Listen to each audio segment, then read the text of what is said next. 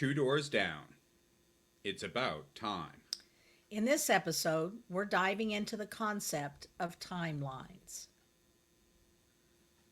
In the beginning, God created the heavens and the earth, and God said, "Let there be light." And there was light. The first day. And God said, "Let there be a vault between the waters to separate water from water." God called the vault sky. The second day. And God said, "Let the water under the sky be gathered to one place, and let dry ground appear." And it was so. Then God said, "Let the land produce vegetation." The third day. And God made two great lights, the greater light to govern the day, and the lesser light to govern the night. He also made the stars, and God saw that it was good. The fourth day. And God said, "Let the water teem with living creatures, and let birds fly above the earth across the vault of the sky."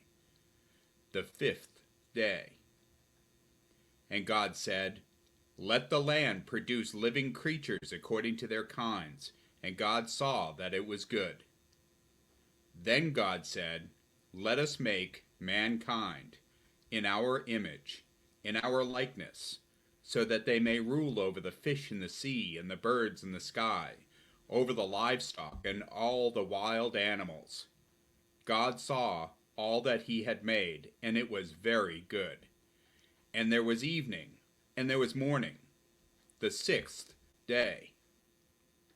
Then God blessed the seventh day, and made it holy, because on it he rested from all the work of creating that he had done. That's a pretty big timeline. It's a great one, I think, to start off with. I think our timelines offer a unique perspective on our choices, challenges, and victories, helping us reflect on the past while guiding us toward the future. So, how does your timeline shape your story? Let's explore together and discover how looking back can help us move forward.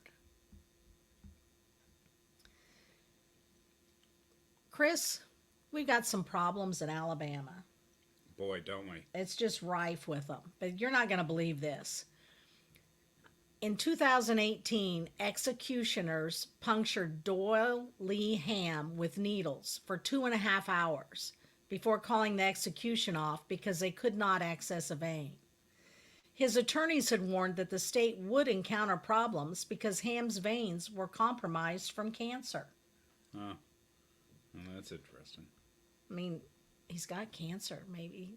That's Yeah, already can't in you place. Can't you just wait? Yeah, let nature take its course in his case, right?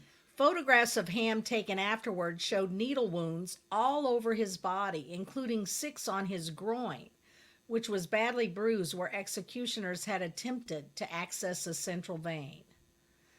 These are executioners. They're not doctors or nurses. They're prison employees. Hmm. Do you think you could access my vein? I wouldn't let you. Well, I mean, It's if kind of a specialty. what, accessing a Yeah, person's main putting an vein? IV in. Yes, yes. I mean, this is just ludicrous that they have all these yahoos just playing around trying to make it happen. Well, they're not nurses or doctors or anything. By the sounds of this, it sounds like they have prison staff trying to do this. Yes. It took executioners more than 3 hours to execute Joe Nathan James Jr. The state pathologist who conducted the official autopsy reported needle puncture marks in his elbow, wrists, and hands. Photographs showed what appeared to be 2 horizontal cuts on the inside of James's elbow, which were likely evidence of the executioner's departure from traditional IV access strategies and showed an attempt to perform a cut-down procedure on James. The procedure, which is not authorized under Alabama's protocol, involves cutting deeply into the skin to find a vein and is typically performed by a surgeon during life-threatening emergencies when other attempts to gain IV access have failed. What a weird story this is. It Where is, did you isn't it? find this? I found it on a website called The Appeal, which has all kinds of information about cases that have gone wrong. Yeah, well, this one is wacky wrong. I mean, Yeah. wow. But we're not done yet. Yeah, let's hear. 2 months after James' execution, Alabama unsuccessfully attempted to execute Allen Eugene Miller. According to Miller, who detailed his execution in legal filings, can you imagine that? Detailing your execution. Right. 2 men wearing scrubs stuck Miller in his right elbow, then his right hand, his left elbow, his right foot, his right inner forearm, and his right and left arm. Miller said his entire body shook when the needle was inserted into his right foot. It caused sudden and severe pain, and he said it felt like he'd been electrocuted in the foot. At one point, one of the men used the flashlight application on his smartphone in an attempt to find a vein. After none of those attempts worked, the executioners left the room, and prison staff adjusted the gurney from a horizontal to a vertical position, leaving Miller, who was strapped in and weighing 350 pounds, hanging in the air for 20 minutes. 2 months later, on November 17th, 2022, Alabama Department of Corrections failed to execute Kenneth Eugene Smith, again because executioners could not establish IV access. Okay, now wait a second. This is the third. This is the third victim Failed of failed execution. executions, Yes. all in the same. So you've been In reading about Alabama. 3 different Yes, men so yes, far. Yes. Okay, keep going. So the team spent 2 hours sticking needle all over his body before resorting to try to insert a thick needle underneath his collarbone, which was also unsuccessful. The state was forced to stop past executions during which the IV team members could not find a vein because of the deadline. The deadline they had was that the execution had to happen by midnight. So if they spent 2 or 3 hours finding a vein and they couldn't find one, they had to halt the execution because the execution had to happen on the day it was scheduled for. So just as that sounds like some sort of administrative, policy. technical glitch that's Yes. saving Yes. any individual that So doesn't. Alabama decided they had a problem. And to solve that problem, they changed their rule, allowing them a 30-hour time frame to complete an execution. Okay. So the Innocence Project says now that time period is extended and they don't have to complete an execution by midnight, who knows how long a person could be tortured in the state of Alabama before they're finally executed. Interesting. I suppose that these are kind of interesting stories, what we're hearing about as far as failed executions go. I assume that all of these people were sentenced to death, sentenced to die by the state Yes. because of some crimes that they had That's committed. correct. And, there's people out there, and I'm not so sure that I'm not one of those people that would say that there are some people that have made such gruesome, gory mistakes that they deserve the death penalty. Now, I'm not saying that I'm in favor of the death penalty. I'm against it. But there are some people that are just really pretty dastardly people. Yes. That don't Yeah. really deserve to be around. But, we could just keep them in prison forever. Yeah, which isn't, there's an argument that could be made that executing is better than that. I think I'm one of those people that would rather be executed than Well, there's been innocent people executed.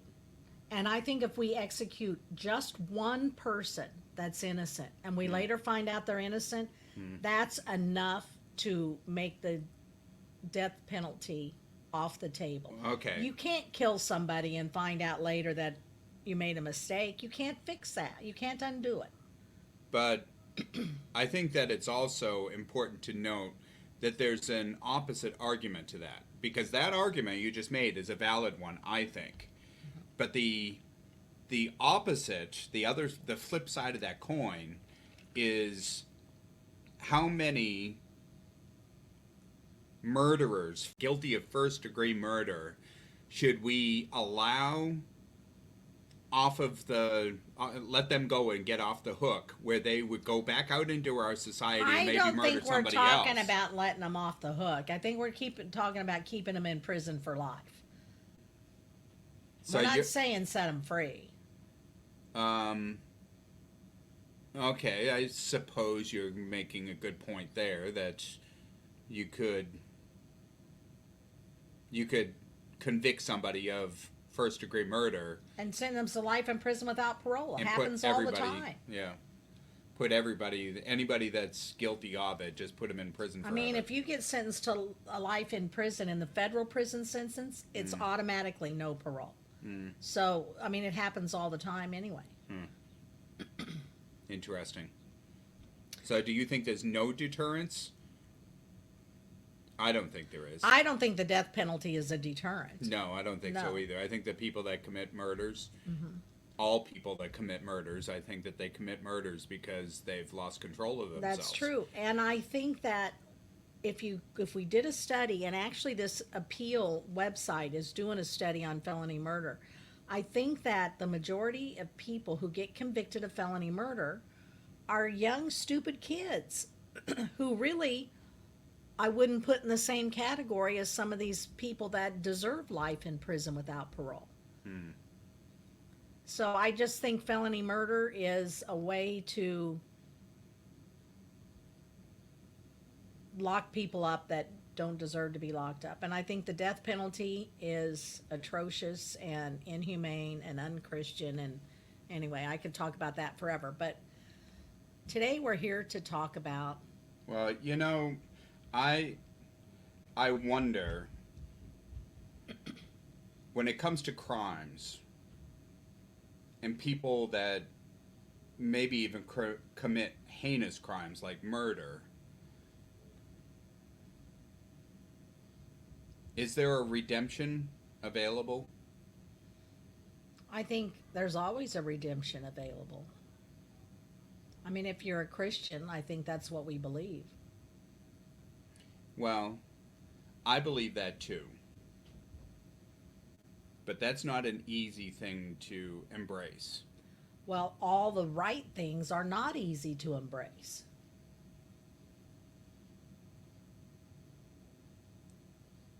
I think in 1996, maybe 97. I don't remember exactly which year. But I'd already taken quite a downslide. My life was not going so well. I'd already committed crimes, and I'd already made poor decisions that had really torn up my life. And I had a wife and two beautiful kids, and I made decisions to smoke a joint on the beach. I'd served 6 years in the Navy, and I had never done any drugs, never done anything wrong.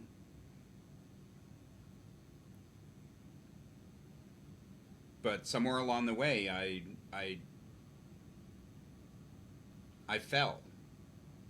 I fell off. I don't know exactly what happened, but the drugs took over, and I continued to make bad decisions after bad decisions, and I wound up losing my wife and losing my kids. They went off in different directions. My wife wound up, this is not my wife today, Yeah.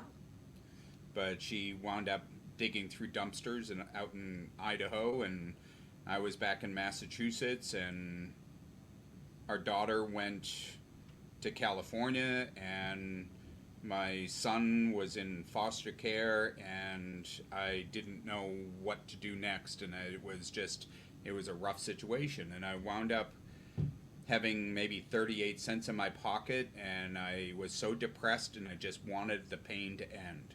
I just wanted it all over. And I remember from when I was just a little kid, I remember my mother telling me that, Chris, if you ever feel like you need to know that God is real, if he speaks to you and you're not sure that it's God that's talking to you, just ask for reconfirmation. Well, I continued to read the Bible over and over and over again when I was in a period of my life where I just didn't believe that there was a God. I didn't believe that there was anything there for redemptive value. It was not a good situation for me, but I didn't believe, and I didn't believe, and I continued to read, but there was a scripture that jumped up and it said, faith without works is dead. And I had read that scripture so many times, and I finally realized that morning that what that scripture meant was that I can try to believe all I want to, but the only way to really know whether you believe in something is to put it to the test with a physical activity. And so I got up that morning and I walked for, I don't know, maybe 20 miles or so that day. And I had a knapsack over my shoulder. I had no money and I had no food and I had no direction in my life and I didn't know what I was going to do. And I was just falling apart and I was crying as I was walking this long, lonely road. I was in Florida at the time, near Fort Pierce. And I kept asking God, if you're there, I need you to prove it to me. Show me that you're there. And I cried and I cried and I cried and I cried because I felt so alone. I was in such a dark place and I thought I was dying. And so I continued until I got to this sort of a fork in the road, and there was a convenience store next to me.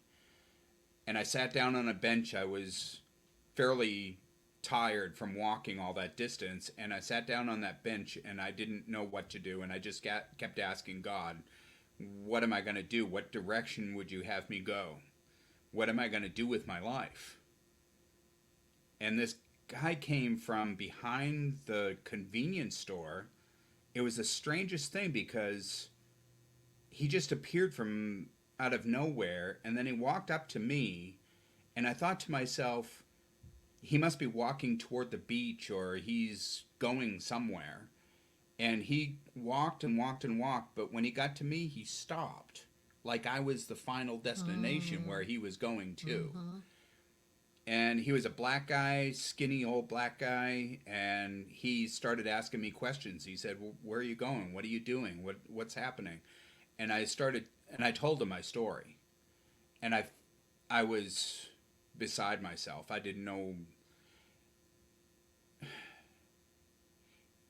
There was this moment when this guy lifted his hand, and his hand kind of raised right in front of my face. And he pointed this bony finger down the street in a different direction than the direction of travel I'd been going in. And he said, you know, you need to get back to family and friends. And I told him that I'd come from Massachusetts, and he said, you can go to a church, and he pointed down the street toward this church, and he said, if you go to this church, they'll give you a bus ticket to anywhere in the country, and you need to get back to Massachusetts where you've got family that can help you. Wow. I got up and I started walking down the street. And I remember the street. There was traffic going, 2 lanes of traffic directly next to me going one direction. And then there was a big median in the middle. And then another 2 lanes going the opposite direction. And as I was walking down that street, my mother's voice came back in my head and said, Chris, you can ask for reconfirmation.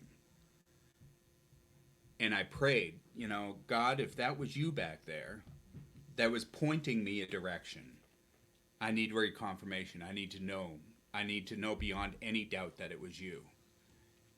And at that moment, this little sedan, Plymouth Dart or something, pulls up next to me. And the back door swings open. And there's a Hispanic guy behind the wheel, and his wife was sitting next to him in the passenger seat. And the back door that had swung open was inviting me to get into the car.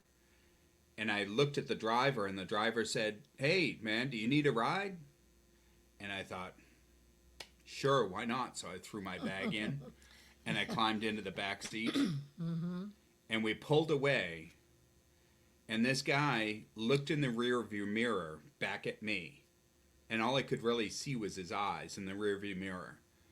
And he didn't say, "What's your name?" Or he didn't say, "How you doing?" Or where are you headed? Mm-hmm. He didn't ask any of those questions that you'd expect anybody to ask, like a hitchhiker.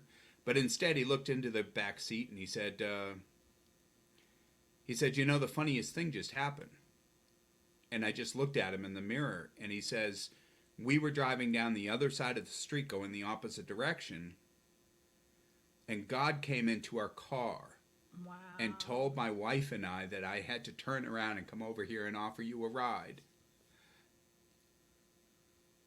And my life changed. There was this moment when I finally realized that God is real, and that all of the mistakes and decisions that I'd made that had destroyed so much of my life, that for the first time I felt like there was hope. That I'm sitting in the back seat of a car, and I'm safe because God's here, and God's helping me to get through to where I need to be. Mm-hmm. That was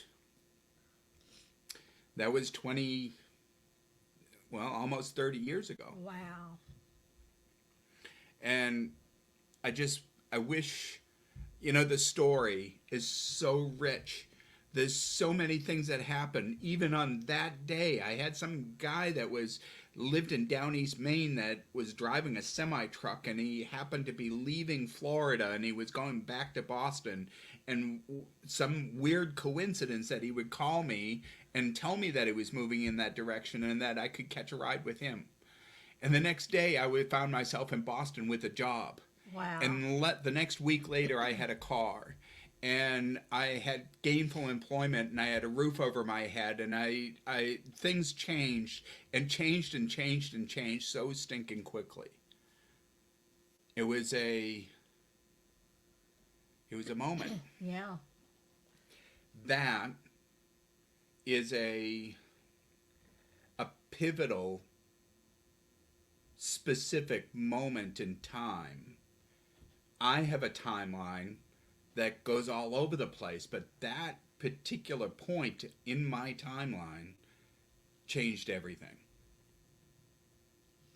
Yeah. And I think a handful of people are blessed to have such a powerful, life-changing story. And you really can't have those powerful, life-changing moments if your life doesn't need changing. If you're somebody not in took a dark me place. into a torture chamber today and they tortured me, they could get me to a point where they could force me to say that God doesn't exist. But what they can't do is they can't ever put enough pain on me to make me believe it. Mm-hmm. That's how strongly, God, I believe in God as strongly as I believe in gravity. Mm-hmm. You can't see it. You can't feel it. There's no shape to it. There's no way to sense it or anything. It's just there. And you know that it's an attractive force. That's God. It's just this thing that you just know. And there's no way to unknow it. Mm-hmm. Once you've experienced it, that's true. You can't change it. We've both had these tortured and twisted paths that God had a huge hand in, which ended up bringing us together in a strange way. And it's such a crazy story that you have to believe that there was divine intervention. Mm. Yeah, I think so.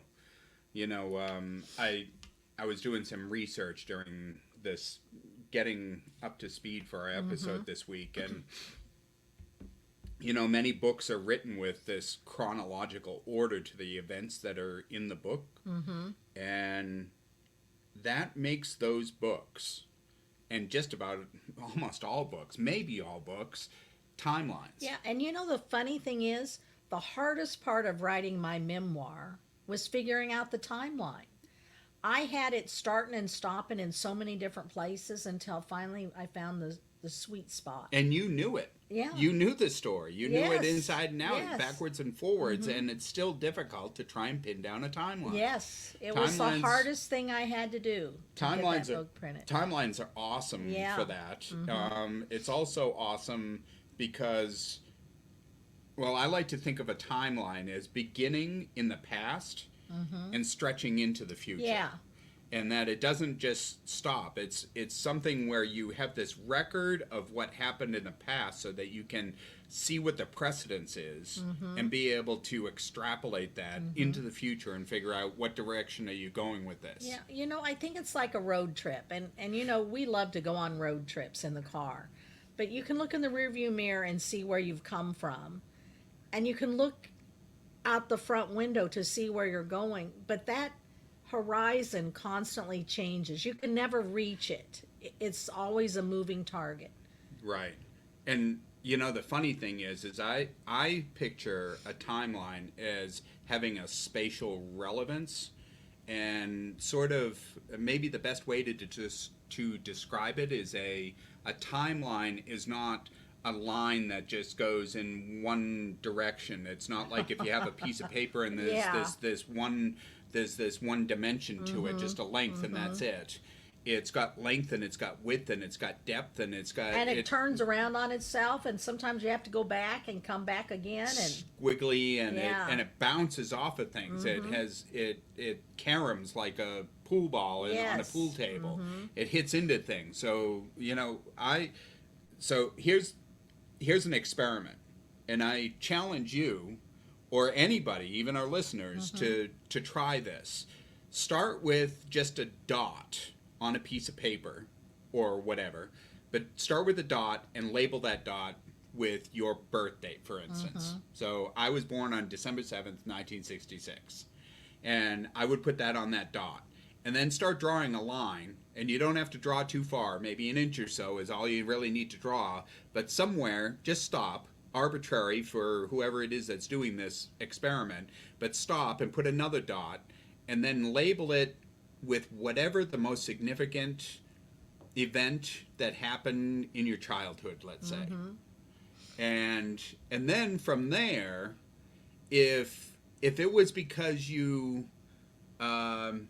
you got sick and somebody had to amputate your leg, and that's an event that happened that really changed your life, that even if you had been thinking you were going to be a football star, when you lost your leg when you were 9 years old, that changed your trajectory. So you're not moving in that direction anymore. You know for a fact you're going in a different direction now. Which may have meant that because of your losing your leg in an amputation, that you wound up being in a hospital, and the church did some sort of a fundraiser in order to pay for your medical bills, and they wind up giving you enough money so that you can, on top of everything else, that you can go to college and learn something different. And that's another point on your timeline.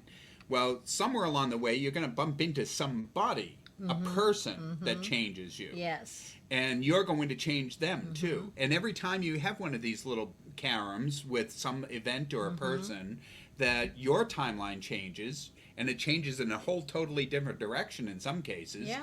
If it's really significant, like losing your leg, then obviously you can decide to make that timeline go in a drastically different direction. Yes. So that's what happened with me when I found God was there for me. My trajectory had been nosedive into the darkness. I was dying that day, and I was sure that I was dying. I was sure in my heart that this life was over, that I had wasted my opportunities. And when I bumped into that black guy that pointed down the street, and then God got into the car with me to make sure that I knew that he was with me, that the trajectory all of a sudden just changed again. And it moved off in another different direction.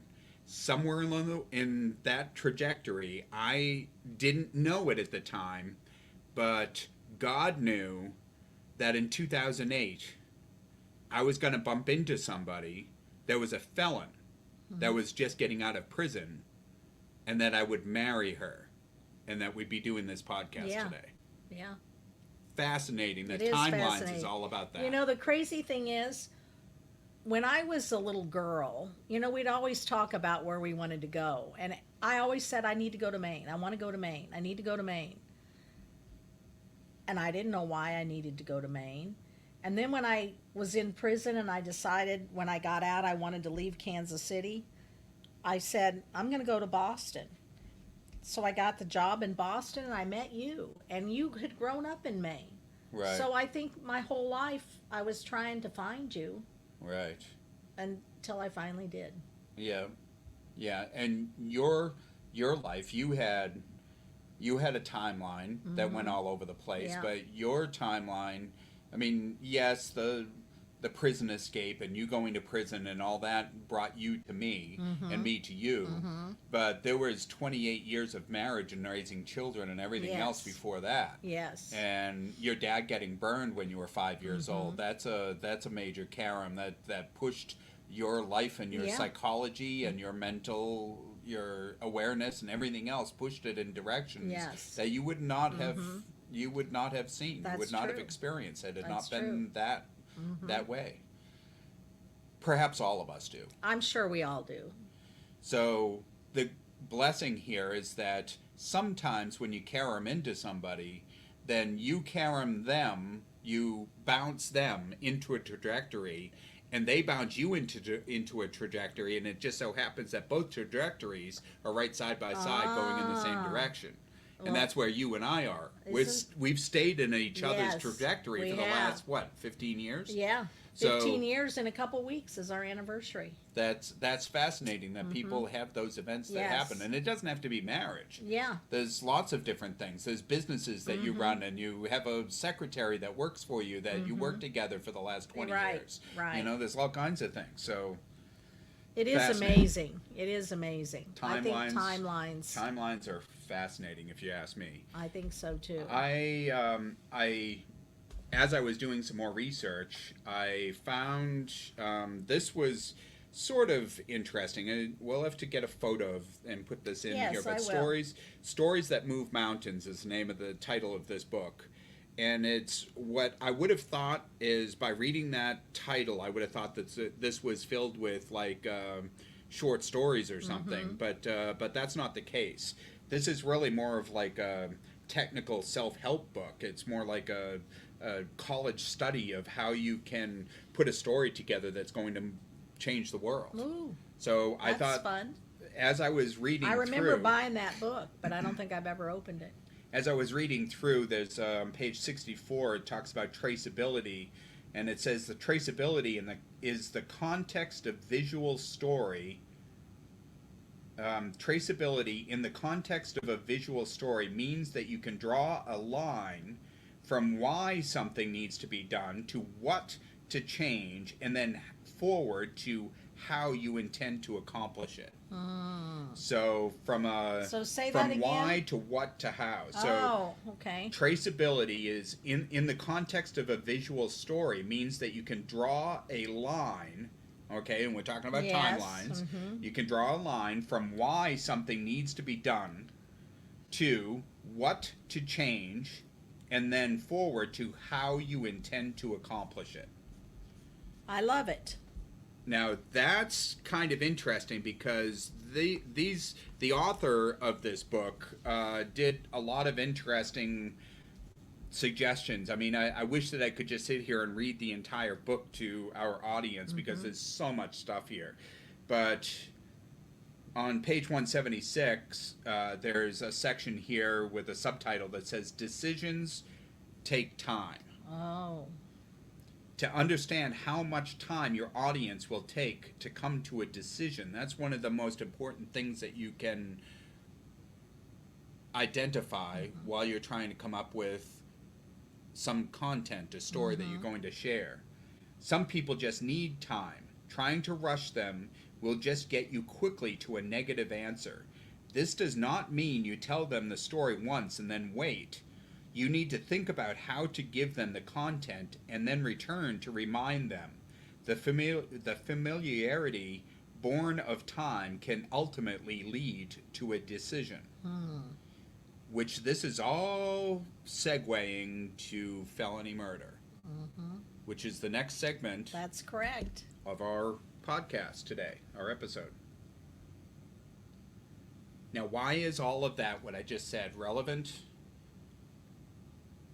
It's because we are repeating over and over on every episode, we come back to this particular concept. And what is felony murder? It's a loophole. I hate loopholes. I know you do. You know what? A loophole, in my opinion, is just a way for somebody to get something easy that they don't deserve. And when we talk about felony murder, we're talking about prosecutors who can win cases without having to prove intent, without having to even prove that a person was present. It's just a lazy way to get a conviction. It's corrupt. Yes. The concept is corrupt. A loophole is corrupt. And it awards some sort of benefit to a select few privileged people that have access to the loophole. And everybody else has to suffer with the status quo, whatever that is.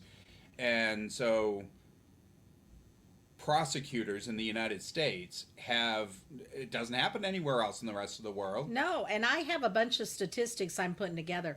I'm going to share them on our next episode about felony murder. It drives me crazy to think that there are these prosecutors, there's investigators, there's police, there's judges, there's a whole justice system all set up with the whole idea that if somebody happens to lend you a car and you go off and murder somebody, that somebody that lent you the car is guilty of first-degree murder and going to prison for life. Right. There's something really off about that. Well, wait till you hear the story I have for you today.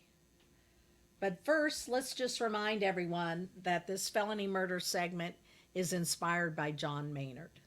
John Maynard. Who was murdered by felony murder.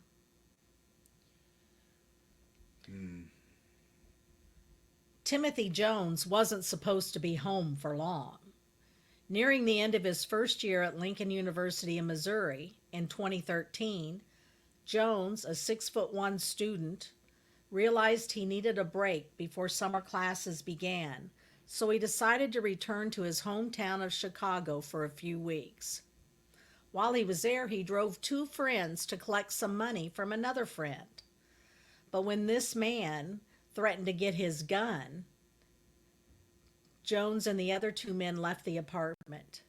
But the man's girlfriend had already called the police. So they didn't even actually do anything, but they were attempting to collect money from this man. So that was a burglary. All right, now wait a second. So you're saying that Jones was not doing anything, but he was with some friends that were going to collect some money, and the guy they were collecting the money from pulled a gun. Yes. And so they left. They weren't packing? No. And when they left, his girlfriend had left the apartment before them, and she had called the police. Okay. So now the police are on their way, and they pull up as Jones and his friends are leaving. So they crashed into a parked car a few blocks down. And there, the police officer pulled his gun on the 3 friends. Jones's 2 friends ran in opposite directions, which gave Jones time to get back in the car and drive away. I mean, they don't even know what's going on here. They just know that this other guy has pulled a gun on them, and now the police are chasing them, and they're totally in the dark about what's going on. But Officer James Sivicic, who was on patrol and had just gotten a call about a burglary in progress, saw Jones's car speed by with another police vehicle in pursuit. Sivasek decided to follow. Jones blew through a red light, and about 7 seconds later, Sivasek did the same. As he crossed into the intersection, the police officer careened toward a blue Pontiac. His squad car rammed into the passenger side of the Pontiac, killing the driver, Jacqueline Reynolds. So Jacqueline Reynolds is driving a Pontiac, and she's completely oblivious to anything else. She's just a person that's driving through the city, and she gets blasted by the police officer's car. Yes. That was chasing Jones, who doesn't even know why they're chasing him at the time, because they went to collect some money that this guy owed him, and he had actually told him to come that day and collect it. But when they got there, he pulled his gun on him, and so they left. I mean, it was a smart thing to do, to leave. But now the police are chasing him and saying they were trying to, ended up telling him they were trying to rob the man that owed him money. Right. So at the time of Reynolds' death, the felony murder statute in Illinois allowed people like Jones to be convicted of murder so long as the prosecution proved they committed a forcible felony, like burglary, arson, or kidnapping. Or escape. Yeah. Aggravated escape from prison is kind of a felony, don't you think? That's right, it is. Okay. Yeah. Just saying. This idea that a person could be held responsible for a killing they did not commit has centuries of precedent, and it was at one point enshrined in law across all the continents. However, most countries have now removed the felony murder rule from their books. In its current form, the rule has created a crisis of injustice. Today, America stands alone as the only common law nation that still uses felony murder. As Jones's case progressed toward trial, the family of Jacqueline Reynolds, the woman who was killed in the police chase, filed a wrongful death suit against the Chicago Police Department. The family demanded that prosecutors drop their charges against Jones. Instead, the Reynolds family alleged that Officer Sivasek had violated the department's vehicle chase policy and was thus the person responsible for Reynolds' death. And actually, according to the police department's traffic review board, which reviews pursuits that cause major property damage or injuries, they found that Sivasek did in fact fail the test of a car chase that is a responsible one, and that he should not have been chasing Jones's car. But Sivasek was only reprimanded and told to attend driving school. Well, that's because the loophole provides an escape path for police officers or anybody that's in law enforcement that. And, there's an argument that could be made.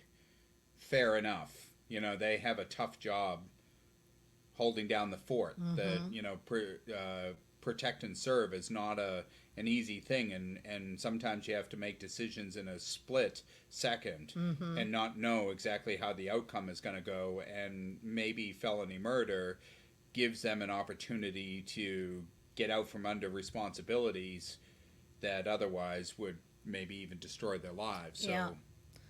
So on February 21st, 2015, a jury reached a guilty verdict in just 7 hours.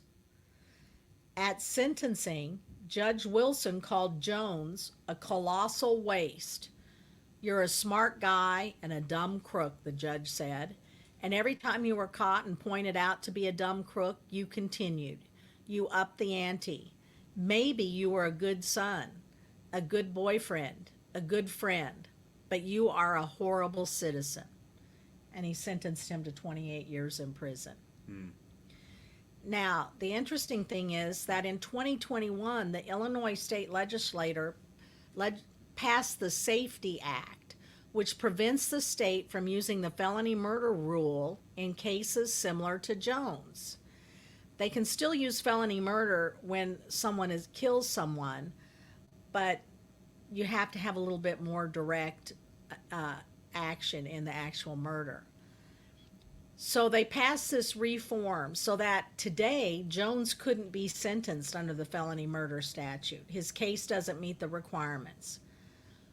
However, It doesn't apply retroactively. it didn't apply retroactively. So I personally, I feel that myself. I don't think. I mean, my take on felony murder is that what we're trying to achieve here by doing this podcast is to get enough people incensed by this felony murder rule so that we can end felony murder on the books federally. Just get rid of the whole concept.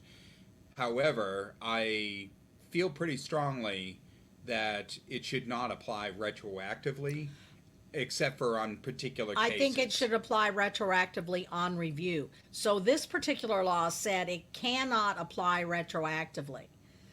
I think it should be able to be applied retroactively, but require a review to make sure that that's a smart decision in each one of the cases.